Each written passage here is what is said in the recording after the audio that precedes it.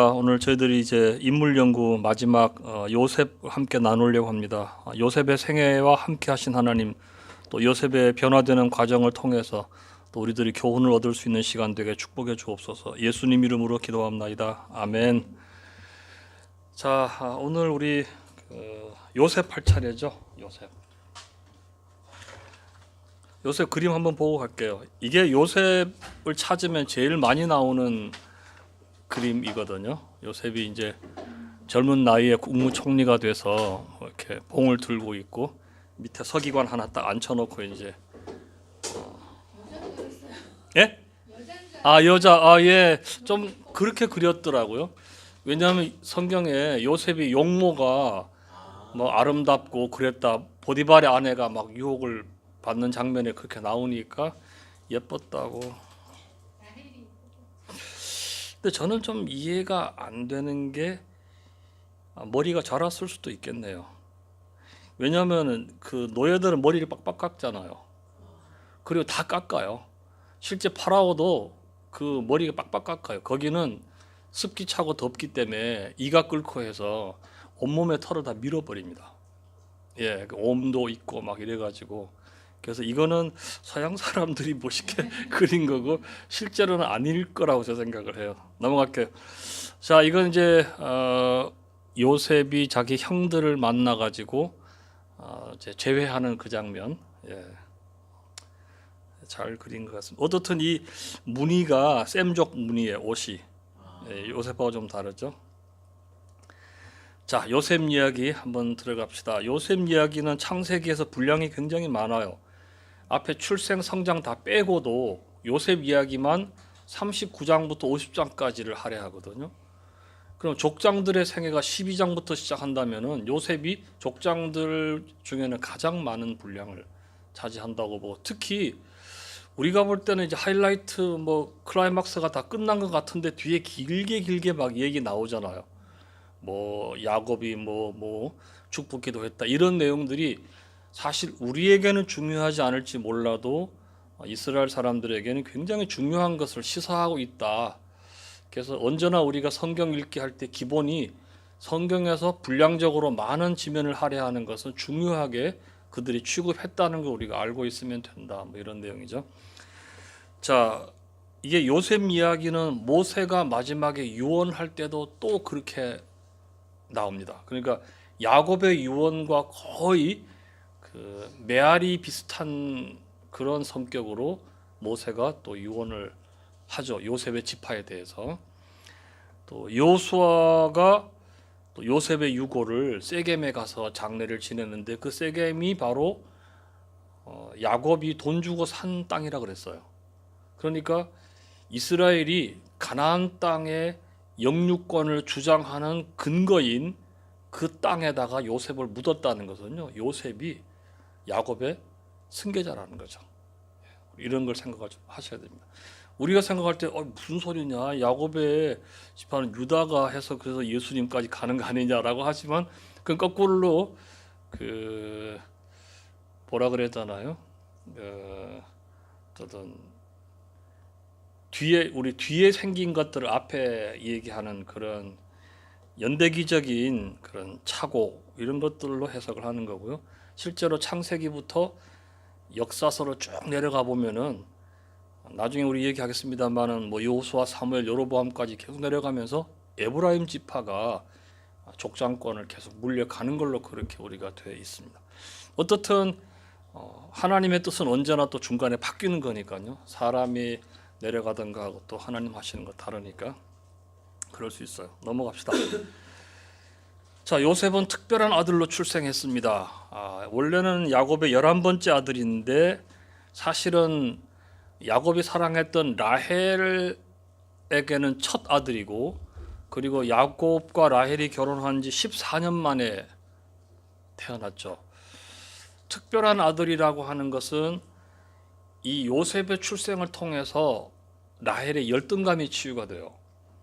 라헬이 요셉 낳기 한 6, 7년 전에 야곱에게 나로 하여금 자식을 낳게 하라, 그렇지 않으면 내가 죽겠노라 라고 말을 할 때 야곱이 뭐라고 말했냐면은, 좀 좋게 말해줘도 되는데 그대로 하여금 성태치 못하게 하시는 하나님이시니 내가 하나님을 대신하겠느냐 막 이렇게.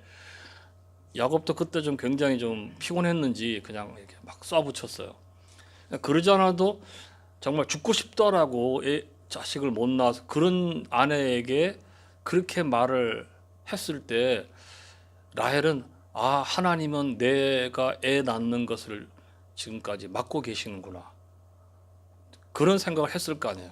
근데 이제 애를 낳음으로 해서 라헬이 바로 하는 말이 하나님이 내 수치를 씻으셨다, 수치 씻었다, 이렇게 얘기를 하고요. 이름을 요셉이란 말은 예호셰프의 준말이잖아요. 예호셰프, 여호와가 더해 주시길 바란다. 그러니까 이제 라헬은 하나님에 대해서 굉장히 긍정적인 이미지가 듭니다. 하나님이 하나 더 주실 수 있다, 이렇게 이제 나를, 그런 사람도 있잖아요. 하나님은 내가 잘 되는 꼴을 못 보시나 봐, 뭐 이런 분이 있어요. 예? 하나님에 대해서 굉장히 부정적인, 생애에서 뭘 되려고 하면은 꼭 뒤집어지고 이렇게 될 수가 없는 거다. 그런 이제 라헬이 지금 그걸 극복하는 순간입니다. 재밌는 거는 요셉이 태어났을 때 비로소 야곱이 외삼촌한테 가서 고향에 돌아가겠다고 얘기를 해요. 내가 14년 동안 무보수로 일을 하고 끝냈으니까. 그러니까 요셉이 태어날 때 비로소 야곱은 그 신부 대금을 다 치른 거죠. 예, 그러니까 나 이제 계산 다 끝났으니까 가겠습니다 라고 말했던 것은요, 14년째 되던 해라고 말하지 않고 성경이 요셉이 났을 때라고 말하는 것은 요셉의 출생을 통해서 야곱이 뭔가 자신감을 좀 얻었던 게 아닌가, 뭐 이런 생각을 하고, 결국은 외삼촌이 붙들었지만 6년 뒤에는 이제 가나안행을 결행을 하게 됩니다. 자, 그래서 이제 어떻든 6년 뒤에 가나안으로 올 때 요셉이 아버지 따라서 왔고요. 거기서 요셉이 경험한 거, 이제 요셉에게 초점 맞춰 볼게요. 외할아버지가 막 죽이겠다고 칼을 들고 따라오는 걸 요셉이 봤잖아요. 그리고 막 어머니가 외할아버지 드라빔을 훔쳐와 갖고 뭐 낙타 안장 밑에다가 막 넣어놓는다든지 막 온 집안을 뒤지고 외할아버지하고 아버지가 서로 조약을 맺고 이런 것들을 요셉이 어릴 때 이제 유심히 봤죠. 이제 좀 가나안에 다 왔나 했더니 또 옛날에 헤어졌던 삼촌이 죽이려고 따라온다고.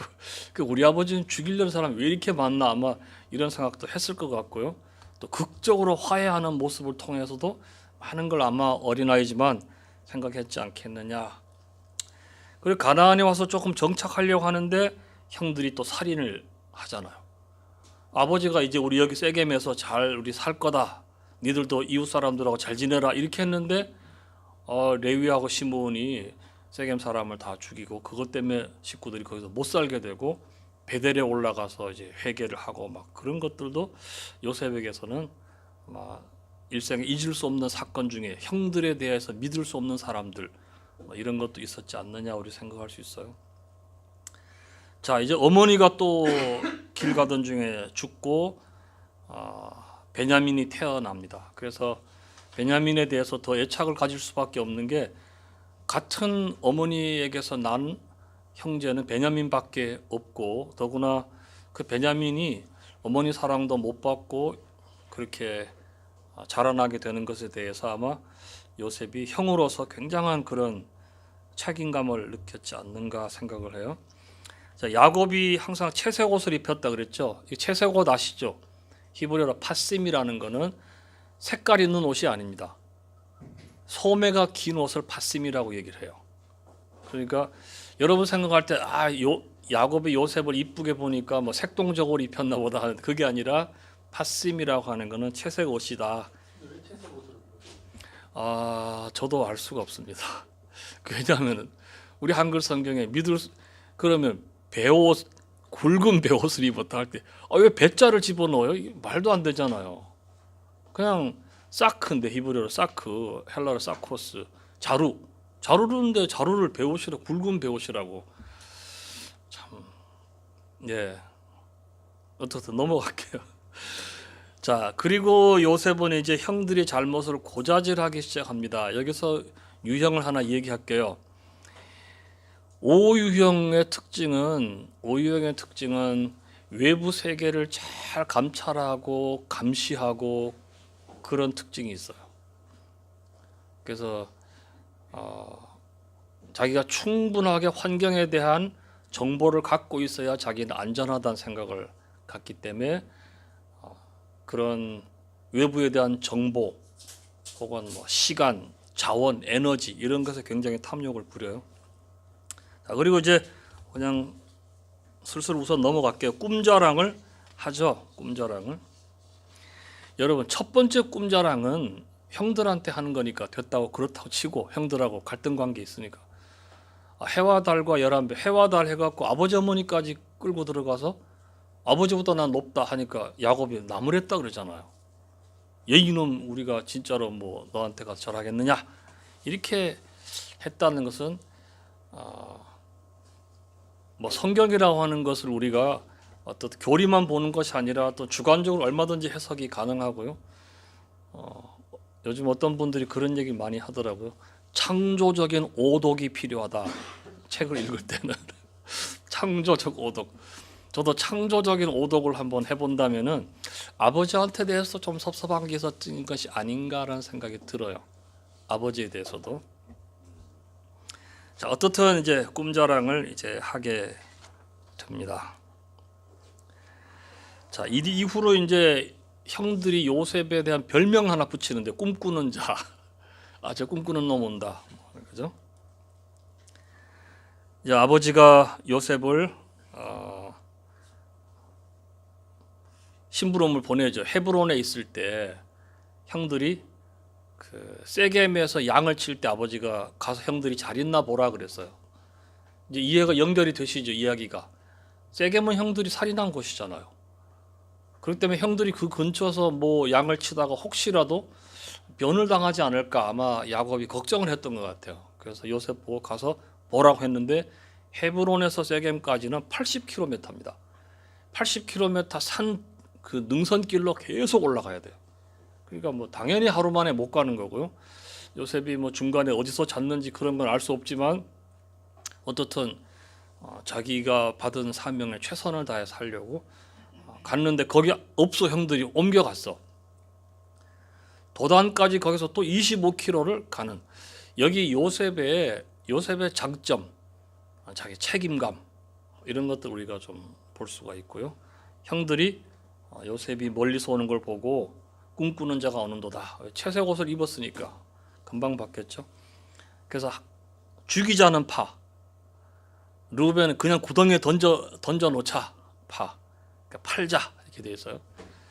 자, 구덩이에 던진다. 제가 교환에 각주에 썼습니다만 구덩이에 사람을 넣는 것은 그 돌로 쳐 죽이는 1단계죠. 못 도망가게 거기다가 놓는 거예요.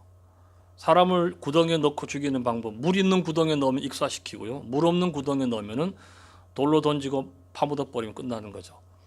그래서 고대인들에게 구덩이에 들어갔다라는 것은 지금 무덤에 들어갔다는 것과 같은 이야기입니다. 제 교재 거기에 주석에 썼으니까요.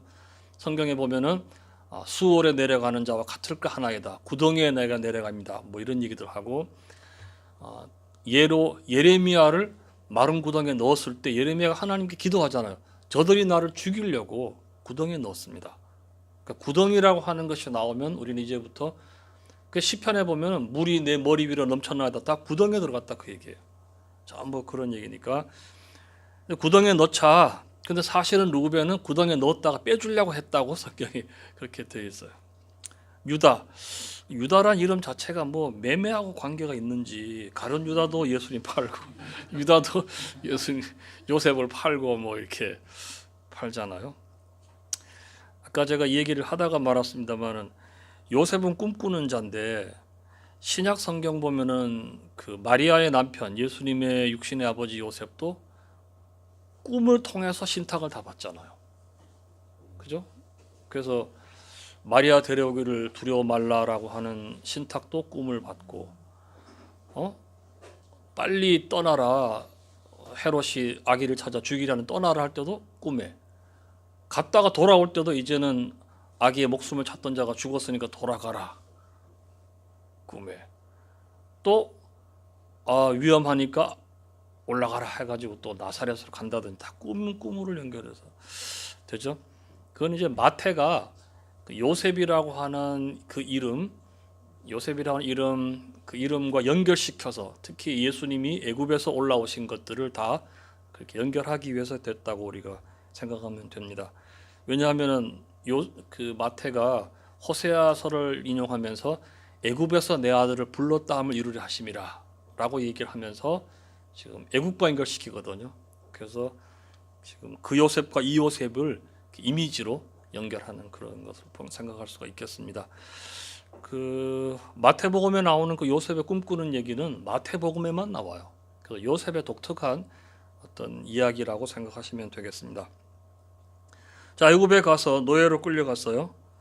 갔는데 보디발에게 갔다고. 보디발은 시위대장인데 찰스 스윈돌 목사님은 시위대장이 사형 집행대장이다 뭐 이렇게 하셔서 재밌어서 제가 한번 소개를 해봤습니다. 어떻든 보디발의 집에 갔는데 형통하게 됐어요. 그래서 계속 일이 잘 되는 거죠. 잘 돼서 보디발이 자기 먹는 거 이외에는 다 간섭하지 않고 다 집안의 가정 총무를 삼았다고. 자, 그래서 보디발의 아내가 또 이제 유혹을 하면서 처음에는 눈짓으로, 그 다음에 말로, 그 다음에는 막 아주 행동으로 이렇게 보디발 요셉을 유혹을 하다가 실패를 하죠. 나중에 제가 이 요셉이 거절하게 된 것 성격하고 관계해서 한번 설명을 하겠습니다. 자, 보디발의 아내는 제가 생각할 때는 이유형이 아닌가, 이유형이 다 그렇다는 게 아니라 병적인 이유형이 아닌가라고 생각을 해요. 그래서 이유형의 특징 중에 하나가 자기의 사랑을 인정받지 못할 때 잔인하게 복수하잖아요. 사랑도 아니지만 그게 어떻든 자기가 좋아하는 감정으로 했는데 요셉이 3번이나 뭐 아주 야멸차게 이렇게 하기 때문에 잔인하게 복수를 해서 거꾸로 뒤집어 씌워서 저 히브리 종이 나를 뭐 성폭행하려고 하기 때문에 내가 증거를 잡아놨다. 여기서 성경에서 히브리라는 단어가 제일 먼저 최초로 나오는 게 바로 이 요셉 이야기입니다. 히브리가 어디서부터 왔느냐? 뭐 학자들이 수없이 많이 말을 하잖아요. 뭐 에베르 뭐 건너왔다 뭐 어쩌고 하는데 제 마음에 제일 드는 해석은 하피루예요. 하피루. 이 당시에 고대 근동의 세계에 퍼져 있었던 계층 중에 하나인데 도시 외곽에 살면서 날품팔이로 먹고 사는 그런 무리들인데 이 사람들을 항상 위험 인물로 사람들이 생각했대요. 저것들이 언젠가 사고 치지 않을까. 오늘 우리가 한국에서 난민을 보는 것 같은 그런, 근데 이 사람들은 하나의 그룹이에요. 그러니까 어떤 혈통이나 어떤 민족이 아니고요. 그런 계층의 사람이에요. 하피루들. 그래서 당연히 애굽 사람들은 그 당시에 세계 최고의 문명을 자랑했기 때문에 모든 정보가 다 있잖아요. 그래서 요셉을 하피루라고 이렇게 얘기한 것도 일종의 요셉에 대해서 범죄자 취급을 하도록 그렇게 유도하는 그런 용어가 아닌가 생각을 해요. 유목 생활을 했다는 근거도 있나요? 유목이 아니고요. 도시 외곽에 살면서 그 도시에서 풀판 품팔이도 하고 뭐 이런 일도 해주고 그렇게 살았대요. 직장들이 그러고 기본적으로 유목 생활. 반유목 생활, 반유목이죠. 여기 좀 살다 좀 옮겨가는. 하프로는 유목 생활을 전혀 하지 않아. 떠돌아 다녔으니까 또 어느 날 또 뭐 사라지기도 하고 막 그랬대요. 그런 류의 사람들을 하피루라고 불렀다고 하니까 좋은 이름은 아니에요. 하피루가. 근데 하나님은 나는 나그네 하나님이라고 자꾸 얘기하시거든요. 나그네라는 게 거류민이라는 뜻이잖아요. 어느 지역에 살지만 그 지역에 전혀 연고나 권한이 없는, 땅 살 수도 없는 인간들. 그래서 하피루로부터 출발했고 실제 따지고 보면 아브라함도 하피루죠, 뭐. 그죠? 아브라함이 왔다 갔다 했던 도시를 보면은 산 밑으로 밭으로 못 내려가고 산 능선만 왔다 갔다 했잖아요. 왜냐하면 양과 소를 가진 사람, 양떼를 가진 사람이 남의 밭으로 내려가면 큰일 나, 전쟁이 나잖아요. 그러니까 사실은 하필이죠. 마을에 못 들어오는 그런 사람이죠. 넘어갈게요. 근데 보디발이 막 화를 냈다고. 보디발이 요셉의 혐의를 인정했을까요? 유죄라고 생각했을까요? 아니라고 생각하는 이유는 이거는 교리에 상관없이 예전에 저도 그렇게 예, 생각했어요. 얘기한 적이 있는데 예, 아니 너네가 예. 누군데 지금 뭐 장관급 되나요? 뭐 어떻든 예, 상당히 높. 예. 이렇게 찝쩍거렸다 그러면 사망이죠. 예. 중앙부서 국장 정도 되겠죠. 근데 뭐 화내고 감옥에 집어넣는 거 자기 아내의 행실을 평소 이미 알고 있었다. 아, 예, 거기까지예요. 예, 어떻든 그래서 원칙대로 하면은 뭐 그건 뭐 당연히 죽여야 되겠죠. 근데 안 죽이고 더구나 왕의 신하들을 가두는 곳에 넣었다라고 하는 것은 그래도 그나마 좀 나은 데 넣은 거 아닌가요? 또는 보디발 자신도 그게 왕의 신하들을 가두는 거기와 관계돼 있는 거기까지도 자기 관할인 그래서 나중에 아마 떡 맡은 관원장도 보디발이 죽이지 않았을까 우리 생각할 수 있습니다. 사형집행대장이기 때문에 뭐 어떻든 간에 거기다가 일단은 집어넣었어요. 요셉으로 볼 때는 참 잘 됐죠. 보디발의 아내와 완전히 관계 끊어질 수 있는 좋은 자리잖아요. 다른데 뭐 노예로 팔면 그 여자가 또 사람 시켜갖고 안 찾아낸다는 보장도 없잖아요. 집요한 여자기 때문에 감옥에 집어넣어서 아마 거기는 끝났지 않은가 생각을 합니다.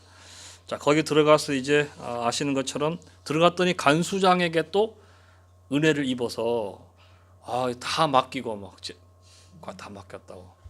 참 잘 되는 사람이에요. 잘 풀리는 사람이에요. 아시는 것처럼 이제 어느 날 보니까 거기 안에 있는 두 사람이 떡 맡은 관원장과 술 맡은 관원장이 꿈 얘기를 하죠. 자 여기서 왕의 신하들이 들어간다라는 말은 요즘 말로 반체제 혹은 영모의 혐의를 받는 왜냐하면 빵 굽는 관원장이라는 것은 파라오가 식사하실 때 마지막으로 빵에 독이 들었나 아닌가를 시험해 보는 사람이기 때문에 이 사람이 의심받았다는 것은 영모잖아요. 그리고 술 맡은 관원장도 마찬가지고 어떻든 지위는 굉장히 높아요. 느헤미야가 술 맡은 관원장이었기 때문에 높은데 이 사람들은 어쩌다가 하여튼 그런 일에 뭔가 연루가 돼서 이제 들어와 있었다가 술 맡은 관원장이 포도 세 송이가 꿈에 있는데 그걸 짜서 내가 바로의 잔에다가 다시 드리는 꿈을 꿨다. 길몽이요. 당신 3일 뒤에 복직돼요. 떡 같은 거는 그냥 내 거는 어때 해가지고 하니까 죄송하지만 당신 3일 뒤 죽습니다. 그대로 됐다 그랬잖아요. 참 놀라운. 그래서 파라오가 꿈을 꿔가지고 두 번 꿈을 꿨는데 한 번은 충실한 이삭이 올라오고 7 올라오고 그 다음에는 아주 그 흉년에 마른 이삭이 그걸 다 잡아먹는 꿈 또는 소가 소를 잡아먹는 꿈. 근데 꿈을 보면 굉장히 비현실적인 것 같아요, 그죠? 소가 소를 어떻게 먹어요? 또 미리를 어떻게 먹어요? 근데 어떻든 그게 앞에 풍년을 다 생각하지 못할 정도로 뒤에 것이 다 잠식한다 그런 의미에서 이제 미리를 먹고 소가 소를 먹고 이렇게 되는 것 같아요. 여러분들은 꿈을 어떻게 이상한 꿈 꾸면 찾아보세요. 사전 꿈 해몽 사전 보세요. 좀 맞아요? 맞아요. 저도 꿈을 잘 기억을 못 하는데 올해 들어와서 문재인 대통령하고 악수하는 꿈을 꿨어요. 문재인 대통령이 어디 관공서에 가는데 거기 앉아서 뭐 일로 왔는지 이렇게 왔다가 악수를 이렇게 나 생애에서 대통령하고 악수하는 꿈 처음 꿔봤거든요. 그 누가 막 그러더라고 그거 복권 사보라고 샀는데 안 되더라고. 1,000원짜리 하나 샀는데 안 됐어요. 전에 10년간의 인생에서 다른 모습이어가지고 나 그런 꿈을 꿨어요. 어떻든간에 가끔씩 그런 뭔가 심상치 않은 꿈을 꿀 때는 있어요. 근데 뭐 그게 어떻게 되는 건지는 잘 모르겠고. 꿈이 심상치 않은데요. 예? 목사님 꿈이 심상치 않는 것 같아요. 왜 이게 아니 그냥 대통령으로 예, 그러니까 기분은 좋더라고요. 기분은. 심상치 않으시네. 아, 그래요? 네, 감사합니다. 어쨌든 말하니까 기분 좋네요 또. 자, 그래서 이제 그 파라오의 꿈을 가서 해석을 해주고, 더 참 재밌는 거는 그 꿈이 이렇습니다 하면서 이게 하나님이 하실 일을 알려준 겁니다. 하나님 얘기를 하고, 둘째로는 대책. 어떻게 하면 되느냐 하면은 5분의 1, 20%씩 이렇게 저축을 했다가 하시면 됩니다. 대책까지 딱 얘기해 주니까 파라오가 뭐 얘는 바로 준비된 아이구나 그래가지고 이제 국무총리를 세웠고 이름을 사브낫 바네아라고 지었다 그랬어요. 사브낫 바네아. 번역을 하면은 살아있는 자라고 불리운 자, 살아있는 자. 피앙크라고 불리운 자 그런 뜻이거든요. 이집트어로. 피라는 말은 정관사하고요. 앙크가 살아있다는 거잖아요. 근데 이집트 사람 이름 중에 흔한 이름이에요. 피앙크가 살아있는 자. 태양신전 사제의 딸과 결혼했습니다. 한글 성경에 온 제사장 보디베라의 딸 아스낫과 결혼했다 그랬죠. 온 이집트어로 이웨누란 말은 기둥이란 뜻입니다. 그 신전 기둥을 가리키는 것이고 거기가 헬리오폴리스죠. 헬리오폴리스 태양신전. 헬리오폴리스라는 말은 나중에 그리스 사람들이 거기를 방문하고 자기식으로 붙인 거고 원래는 거기가 태양신 라의 신전이 있던 곳이에요. 그러니까 태양신전이 있던 곳이고 그래서 나중에 여러분 이사야 19장을 보시면 이런 얘기가 나옵니다. 앞으로 애굽의 중앙에는 여호와를 위한 제단이 있을 것이고 변방에는 여호와를 위한 기둥들이 설 것인데 마체바가 설 것인데 그 중에 성을 한 이 성을 장차 망할 성이라 하리라. 말도 안 되죠. 아니 하나님을 애굽 사람들이 하나님을 믿고 돌아올 것이라고 하는데 왜 갑자기 망한다 그럴까요? 그거는 이르하흐레츠라고 하는 태양성 헬리오폴리스가 하나님을 믿게 될 것이라는 예언을 태양신을 섬기는 도시라는 말 자체를 유대인들은 입에 담을 수가 없는 거죠. 그러니까 이르하헤레스라 그래서 망하는 성이라고 헤트와 헤를 갖고 워드 플레이를 했기 때문에 우리는 철석같이 망할 성으로만 알고 있지만 태양성을 그렇게 일부러 조롱하듯이 써놓은 것입니다. 이해가 되시겠죠? 그래서 성경을 1.1회까지 믿는다는 분들은 나는 꼭 이거 얘기하고 싶어요. 그러면 장망성도 믿느냐? 아니거든요. 놀라운 것은요. 이 헬리오폴리스 자리에 성전이 섭니다. 언제 서느냐? 신구약 중간기에 오니아스 4세가 사독교회의 대제사장 그 사람이 자기 부친이 피살당하고 막 그런 거 볼 때 아주 정내미가 떨어져서 애굽으로 가버려요. 그래서 프톨레메우스 왕조에서 그 태양성 그 도시에다가 여호와의 성전을 세워서 200년이나 유지가 됩니다.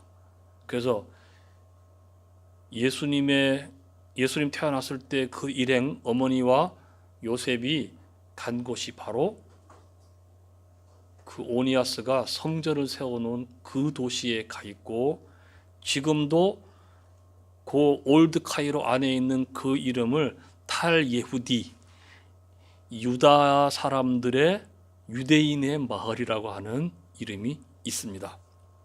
그러니까 이게 이사야가 예언한 것이 그대로 다 이루어지는 태양성의 여호와 성전이 세워진다라고 하는 것.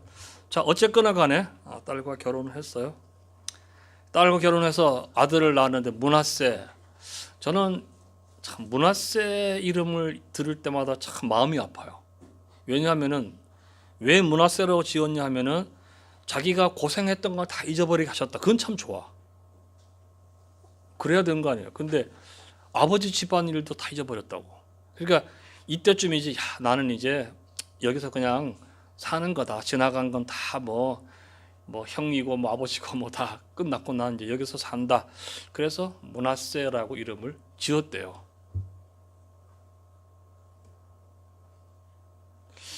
이 마음이 안 바뀌죠. 이 마음 안 바뀌죠. 요셉은 돌아갈 마음이 없는 거예요. 그래서 나중에 자기 아버지가 오셔서 돌아가시고 막 그랬을 때도 바로에게 내가 다시 돌아오겠습니다라고 이렇게 재가를 얻어서 겨우 갔다 오지. 저는 차제에 우리 고향으로 우리 다 이주하겠습니다 이렇게 말을 안 하거든요. 요람하존이라고 하는 분 제 책 소개 한번 해드렸죠. 구약상서로 철학하기. 실제로는 철학하기라고 하니까 내가 뭐 신앙도 뭐 성경 갖고 신앙도 내가 힘드는데 무슨 철학까지 하냐 하시지만 그 책 제목 자체가 아마 그 Philosophy of Old Testament인가 Philosophy of the Scripture인가 그럴 거예요. 성경의 철학이니까 철학하기라고 한 거는 김구원 목사님 왜 그렇게 이름 붙였는지 저는 잘 모르겠습니다. 어쨌든 므낫세와 에브라임을 낳았어요. 땡 넘어갈게요. 그래서 가족과 재회하는 장면이 나오죠. 여기서 이제 요셉이 조금 과잉 충성하는 것처럼 보이는 부분이 나오는데요. 곡식을 갖고 물물교환으로 팔아서 일단 애굽 사람들이 다 돈 주고 사 먹어. 처음에는 돈 다 떨어지니까 가축을 팔고 가축을 다 떨어지니까 토지를 팔고 토지와 함께 자기들도 종으로 삼아 달라고. 그래서 애굽의 모든 것이 다 바로의 소유가 되니라라고 얘기를 했어요. 역사적으로 우리가 정리하기가 조금 어렵긴 합니다만은 지금까지 우리 전통적인 해석은 요셉을 국무총리로 삼았던 파라오가 그게 그 셈족 계열의 파라오다. 셈족 계열의 파라오다. 그래서 셈족들이 가나안을 지배할 때가 있었는데 그 사람들이다라고 얘기를 합니다. 그렇다면은 외국 사람들이 와서 이집트를 지배했기 때문에 실제로 이 사람들이 어떤 권력의 정점에만 있었을 뿐이지 실제로는 이런 재산이나 이런 것들은 실제로 넉넉하지 못했던 게 아닌가라고 생각할 수도 있어요. 잘은 모릅니다 우리가.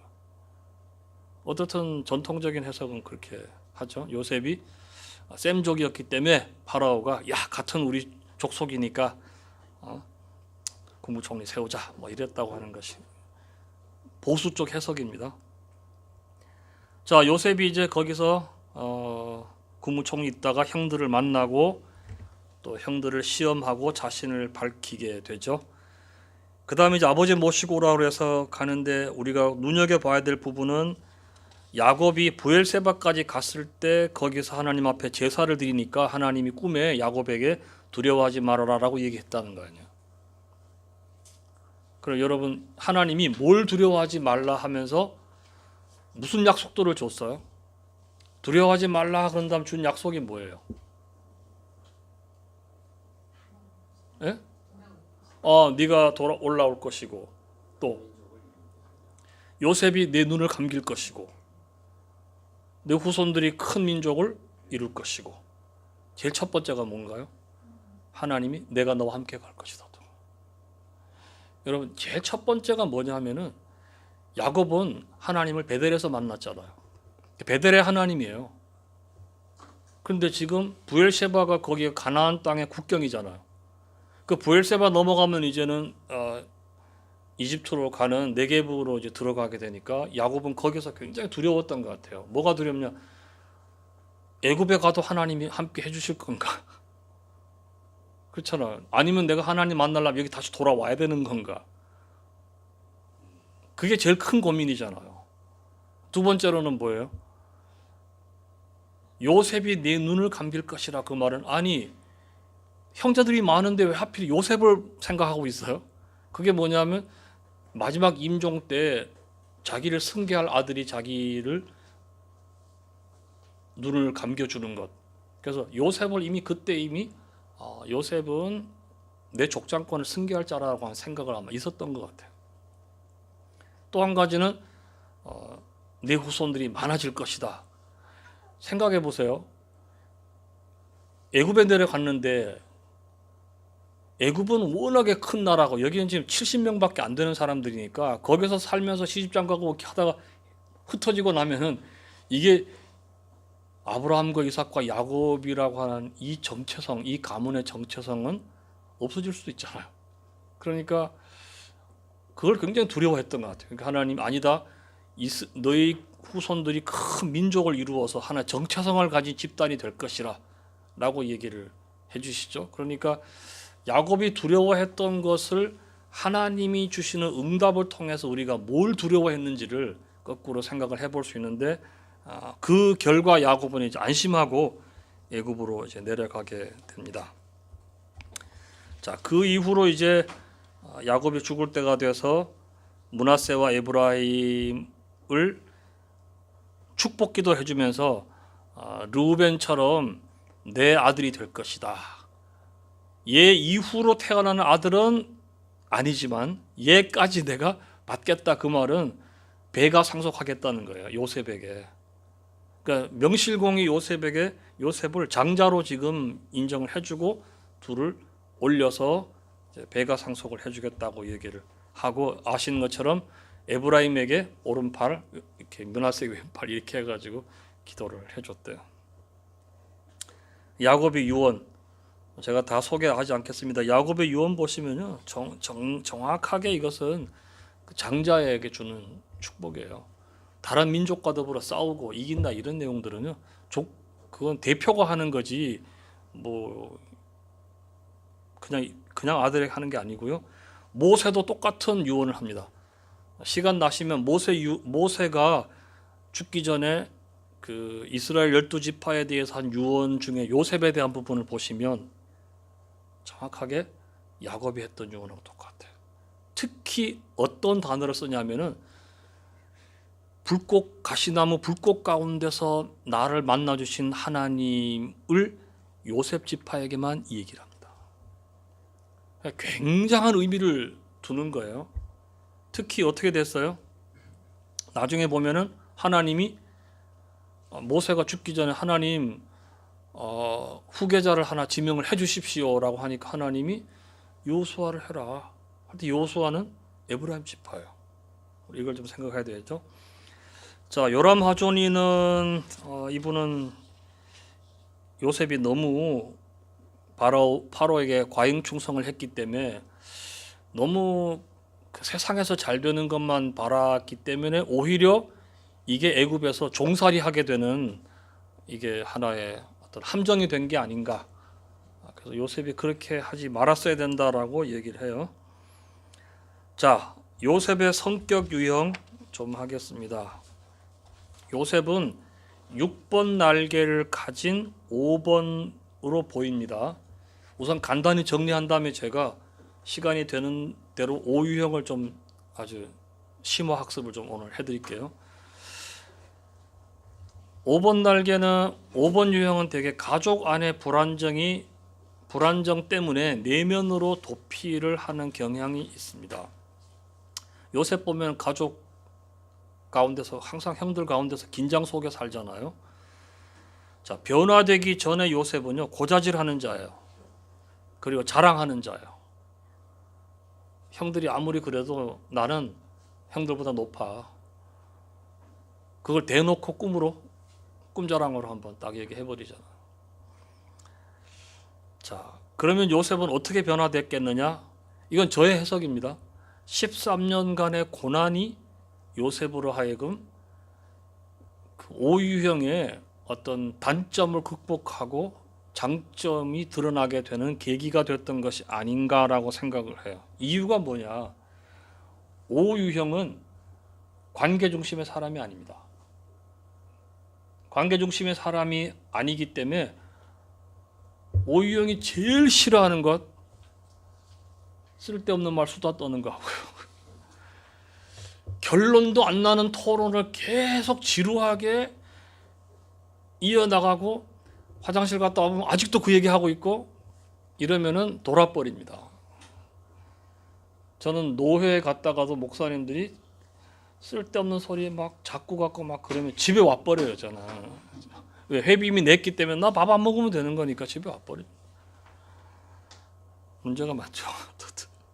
고립. 근데 요셉이 고생은 했지만 형들과의 관계 속에서 불필요한 에너지 낭비가 없잖아요. 더구나 말도 안 통하고 정도 안 통하는 곳에서 그냥 자기 혼자만 고립되면 되니까 그 고립이 요셉으로 하여금 많은 것들을 좀 생각하게 했다. 물론 고생도 더 겸해서 했으니까. 그래서 저는 고생도 고생이지만 고립이 완전한 고립이 돼서 충분히 고립 속에 뭐가 있었어요? 하나님 계셨잖아요. 그러니까 하나님과의 관계가 더 깊어지면서 성숙된 것이 아닌가. 변화되고 나니까 형들을 용서하잖아요. 변화 안 됐으면 뭐라 그랬겠어요? 형들 보여 이제? 보이냐고. 옛날에 내 꿈꾼 거 그거 지금 보이냐고 이렇게 했을 거 아니에요. 그리고 앞으로 어떻게 감당할래 이제. 그때 잘못한 거. 아유 형들이 쫄아갖고 그거 어떻게 되겠어요. 그죠? 나 두고 볼 거야 뭐 이렇게. 네, 근데 그게 아니라 뭐라 그래요? 나를 이곳에 보냈기 때문에 한탄하지 마시라고. 사실은 하나님이 보내신 거라고. 하나님이 가족 구원하려고 보낸 거니까 형들은 생각하지 말라고. 이 얘기 2번이나 해요. 또 형들 보내면서도 형들이 길 가면서 다투지 말라고. 아버지 모시러 가는 길에. 벌써 생각하는 거죠. 통찰력 있는 사람이니까 오유형은. 싸울 거 아니에요. 그때 내가 하지 말라 그랬잖아. 뭐 루벤이 뭐 얘기를 하고 안 받아 비대오니까 싸우지 마시라고 이렇게 얘기를 합니다. 형들을 다 용서하고요. 하나님 관점으로 과거를 다 해석을 하죠. 자, 우리 시대 요셉을 위해서 우리 시대 요셉은 외톨이라고 저는 생각을 해요. 외톨이. 시간과 자원, 에너지의 탐욕을 부립니다. 그러니까 시간이 저는 지금은 많이 노력을 많이 했어요. 여러분 성화는 노력을 해야 됩니다. 절대 하나님의 은혜로만 성화가 안 됩니다. 노력해야 됩니다. 근데 그러니까 저는 사람 만나면은 그냥 그 뒤로는 아무 약속하지도 않고 그냥 만나려고 노력을 하고 그렇게 시간을 많이 내요. 하다 보니까 지금 수다도 많이 늘고 뭐 이렇게 됐는데. 근데 변화되기 전에 요새 이런 오유형들은 시간 낭비 정말 싫어합니다. 집에 가서 책 보면 책 1시간에 몇 페이지를 보는데 이게 지금 뭐 하는 건가 이렇게 생각이 들 수가 있고요. 그리고 완벽한 게 준비되지 않으면 나서지 않으려 하기 때문에 예술 활동하시는 분이 오유형들이 예술 활동하시면 미술을 하든 음악을 하든 전시 공연은 영원한 준비 모드예요. 난 아직 준비 안 됐거든. 준비 안 돼서 못해. 자, 이거를 우리가 성경적으로 볼 때는요, 오유형들은 선악과를 따먹은 인류와 같아요.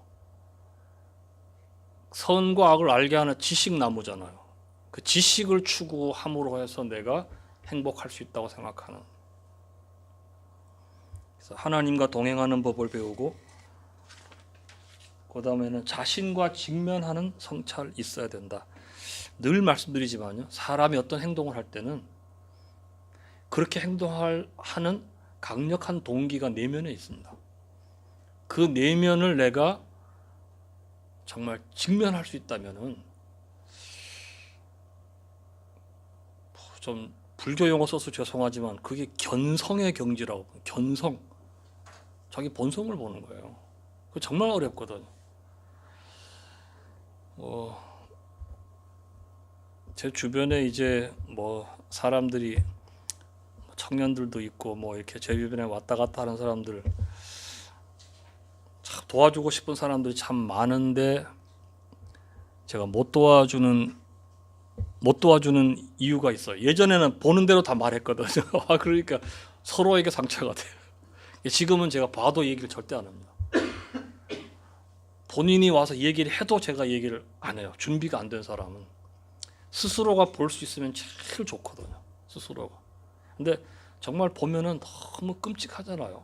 저는 그걸 고통을 알기 때문에 본인이 본인을 보는 순간에 어쩌면 기절할지도 모른다. 자기가 정말 왜 그렇게 행동하는지에 대해서 보게 되는데, 그래서 그렇지만 우리는 조금씩 한꺼번에 다 보지 않더라도 조금씩 자기가 자기 자신의 모습을 봐갈 필요 있다고 생각되고요. 오유형을 제가 심화 학습 조금 해볼게요. 오유형은 여러분 교재에 없습니다.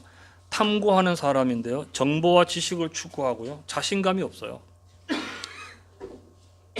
거꾸로 해볼게요. 무식하면 용감하잖아요.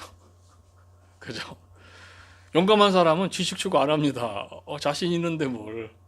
근데 오히려 남보다 더 많이 알면서도 자신감이 없다니까요. 오유형.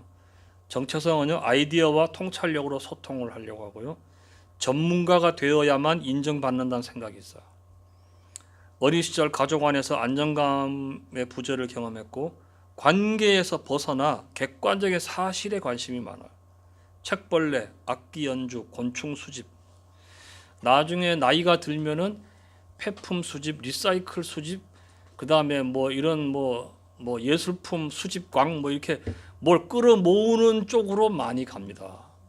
지식도 그 중에 하나입니다. 지식을 끌어모으는 거죠. 탐욕적으로. 예. 그러니까 속물이에요. 속물 끌어모으는 거예요. 그리고 굉장히 인색해요. 자기 시간을 절대 안 주려 그래요. 남에게. 나 자신도 안 주고 시간도 안 주려 그래요. 아깝게 생각해요. 차라리 그냥 간단하게 힌트를 주거나 아니면 돈 줘서 가서 놀아라 그러고 말지 내가 같이 놀아주지는 않죠. 간섭받지 않을 때 관계 연결을 시도합니다. 자, 이 오유형들의 아주 오유형 자녀를 키울 때 정말 조심해야 될 건 소리치면 안 돼요. 소리치면 마음의 샤타가 내려옵니다. 관계를 완전히 끊어버립니다. 그리고 백일몽의 세계로 도망갑니다. 제가 그렇던 사람이에요. 아버지가 큰 소리치고 야단치면 바로 저는 무릎 꿇고 별나라를 왔다 갔다. 자, 관계 단절을 통해서 상처와 좌절에서 보호받으려고 하게 되는데요. 4번 날개를 가진 5번. 예? 4번 날개를 가진 5번은 인습타파주의자. 그러니까 통찰력 있잖아. 5번. 통찰력이 있는데 이분은 사변의 내면 세계까지도 자기가 느끼기 때문에 그렇게 돼요. 그래서 6번 날개를 가진 5번보다 더 감정적이 되고 내향적이 되고 창조적이 되고요. 열정과 변덕이 합쳐져서 창조적이 돼요. 평균적일 때는요, 지성적이고 감정적이어서 함께 일하기가 참 어렵고요. 초현실적이고 환상적인데 잘 끌립니다. 그래서 아이디어가 남들이 생각하지 못하는 아이디어를 막 끄집어내요. 제 과거의 별명이 레이더, 아이디어 탱크 뭐 이렇게. 제가 이 사람 이름 알았는데 잊어버렸어요. 죄송해요. 혹시 아세요? 이 사람 피아니스트. 다음번에 알려드릴게요. 카톡에 올릴게요. 이 사람은 아시죠? 이 사람은 고 귀 자르고 4번 날개의 5번입니다. 4번 날개 5번. 자, 6 그렇겠죠. 기본이 4인데 5하고 좀 다르겠죠. 예. 원하시면 언제 한번 1, 2, 3, 4, 5, 6, 7, 8, 9 이거 한번 다 해도 돼요. 6번 날개 5번은 문제 해결자입니다. 건강할 때는요, 귀납적 연구의 도사가 돼요. 그리고 안정감을 주는 은신처를 필요로 하고요. 이게 누굽니까? 저는 그래서 애굽이 은신처가 됐다고 보는 거예요. 요셉에게. 하나님이 오죽 잘 골라서 보냈겠어. 그죠? 협력이 가능하고 실질적 도움을 줘요. 그렇죠. 파라오에게 그거 20%씩 딱 절약하면 되는데요. 이렇게. 평균적일 때는요, 사람보다는 사물에 관심이 많고 논쟁적이어서 반대자를 몰아붙일 수 있습니다. 이게 5번들이 변화되기 전에 조심해야 될 거는 논쟁에서 한 두 마디만 하고 끝을 내야지 계속 놔두면요 이길 때까지 하려고 그래요. 요한계시록이죠. 이기고 이기려 하더라. 백마를 탄 자가. 논쟁을 조심해야 됩니다. 그래서 그만하고 말아야 된다는 거. 주변에 논쟁 좋아하는 분 있으면 5번이라고 생각하면 됩니다.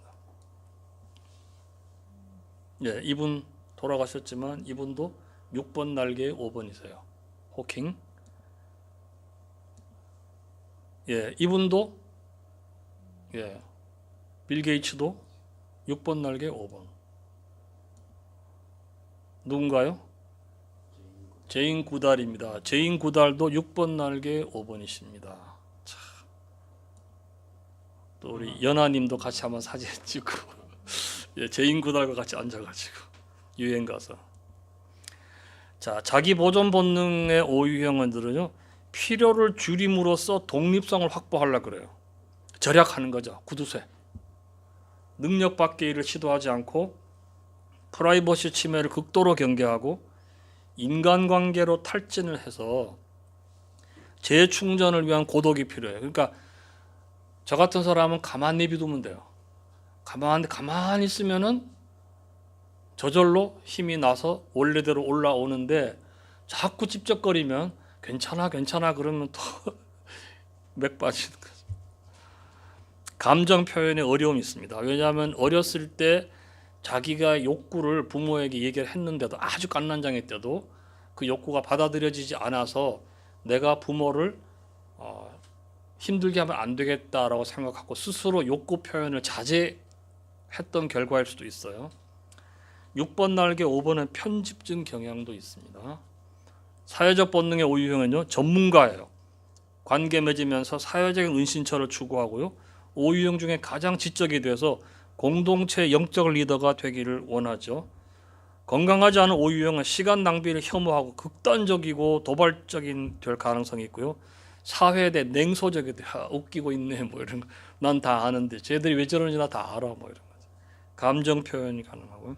성적 본능의 오유형은 친밀한 사람과 비밀 정보 공유하기를 원해요. 비교적 말이 많고 사교적이고 돌연 사라질 수 있습니다. 은신처로 갑니다. 사랑 느낄 때 굿처럼 행동할 수도 있고요. 강렬한 관계와 오랜 고독을 교대로 경험합니다. 막 뜨겁게 사랑하다가 휙 사라져 버린다. 두 개 왔다 갔다 냉탕 온탕 왔다 갔다 하는 거예요. 성적 충동과 지성이 결합해서 강렬한 상상력이 나옵니다. 건강하지 않을 경우 성도착 증세를 보일 수도 있고요. 배신감에 자기 파괴적인 행동도 가능합니다. 오유형의 발달 수준 보면 1, 2, 3은 삶에 적극적으로 참여하고 비전을 소유하고 관찰도 잘하고 수용적이 되고 긍정적인 자아 이미지도 있고 집중력이 높고 혁신적이고 발명도 잘하고 예술작품 잘해요. 4, 5, 6은요.